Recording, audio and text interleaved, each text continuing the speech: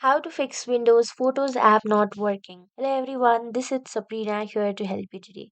So without any further ado, let's get right into the video.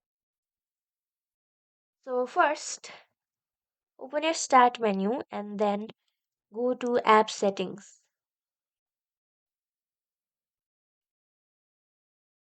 Or you can simply go to the settings and then go to apps from here. Now go to advanced app settings. After that,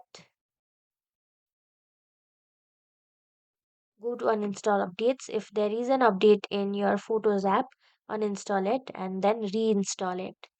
After that, go to apps again. Now go to installed apps and then find Photos apps.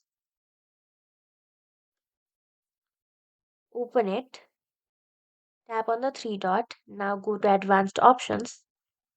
Scroll down and then you will see an option of repair.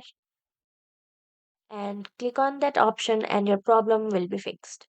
So that's it. Thank you for watching this video. Make sure to like, share, and subscribe to our YouTube channel. If you got any question, comment them down and I'll catch you in the next one.